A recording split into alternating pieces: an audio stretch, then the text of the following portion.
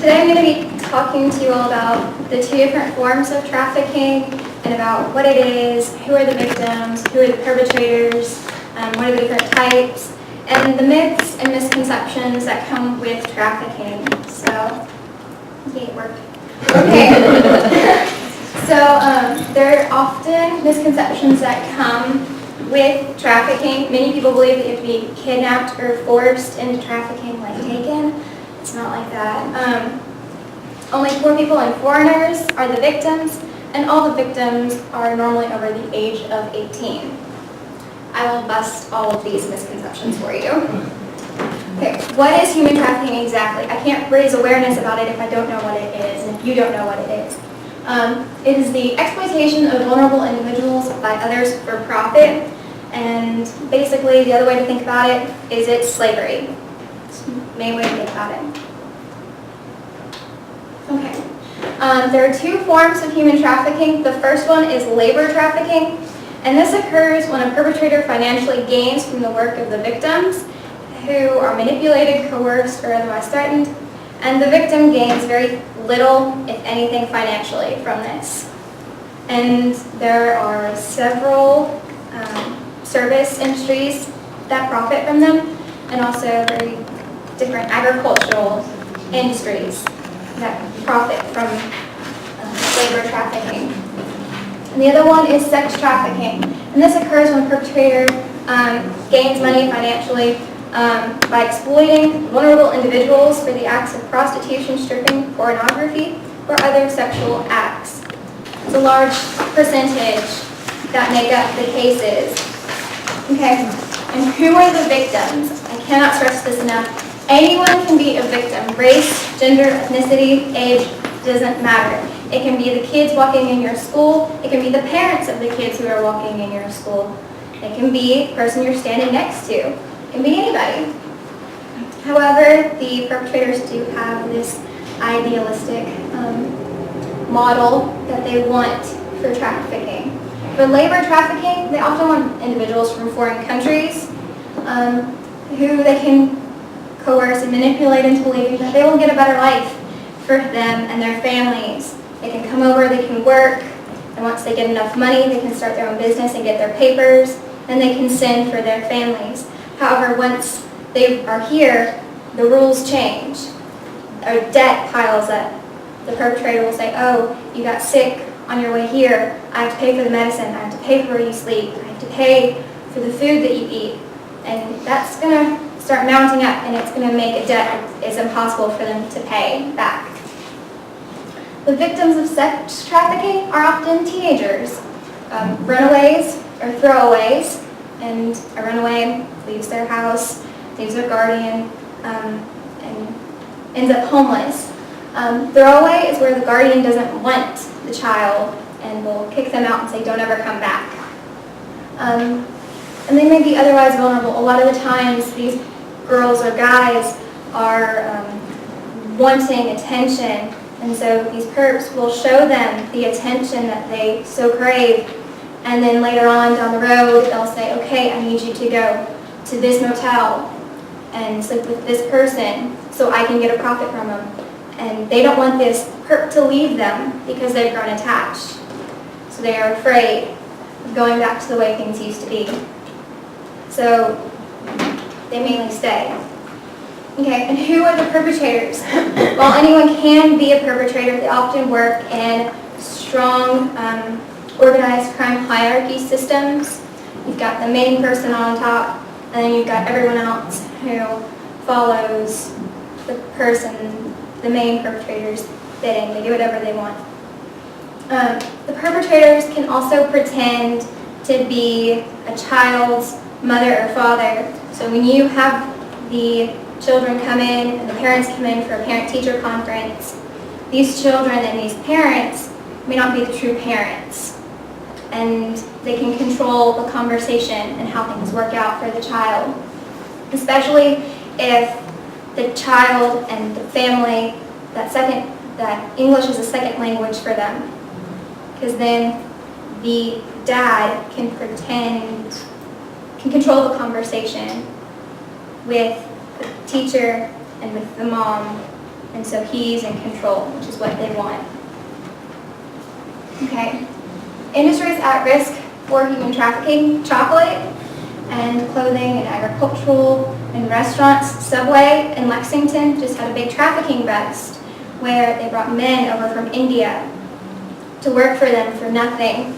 And after several years, one of the men learns enough English to write on a napkin, "Help me," and put it in with someone's sandwich, and someone called the police, and the person is going to be charged. Chocolate, Hershey's had a big thing where they would get their cocoa from third world or second world countries, and they'd be using children who are at risk for trafficking. And it got a big backlash, and they have promised to change their ways. So, nail salons. Ladies, a lot of the time, the women who are working on your nails or the men who are working on your nails are not there of their own free will. And a lot of the times, the manager will hover over the person to make sure that there's no conversation going on.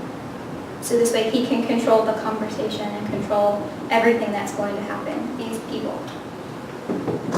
Human trafficking in baseball.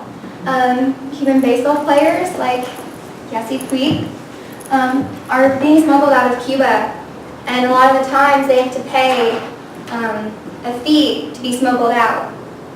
And then once they're in America and they're playing for a big league team, they're told, "You are to give me this much of a percent or we'll kill your family back here in Cuba, or we'll throw them in jail." So they're forced to do this, and Puig ended up suing his traffickers and managed to save his family. So, okay. The legal impact. Human trafficking is the second largest crime in the world, generating billions of dollars each year. Estimates range from $12 to $36 billion annually. And several federal laws have been passed to ensure that the survivors are being well treated and the traffickers are prosecuted. Recently, in 2013, the Human Trafficking Victims' Rights Act was passed. And it created a safe harbor for children and for child victims. So this way they are to be treated as victims and not as criminals. And this allows people who are undocumented to get, if they want to stay, they can stay in America and they can get their papers. Or if they want to go home, they can make it to where they can go home back to their families. Okay. Where does human trafficking happen? It can happen anywhere, and it happens here in our small town.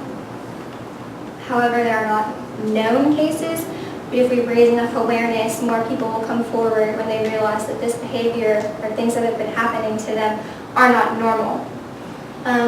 And it's big around the times of the Kentucky Derby and the Super Bowl, where the demands are higher for people to come in and work, for people to come in and have sex with these people. Okay, how does it happen? Often the people are being moved from state to state, so it's hard to actually know how many people are involved. But this is not always true, but it is common. They often stay in this state if they know that they have a family who is really getting to miss them, or if it's a family member who's doing the perpetrating. Okay. Why does this happen?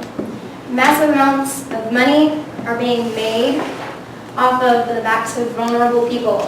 And it's difficult for the authorities to prove because a lot of times the case rides on a victim's testimony and they don't want to testify because they've been so scarred by this event.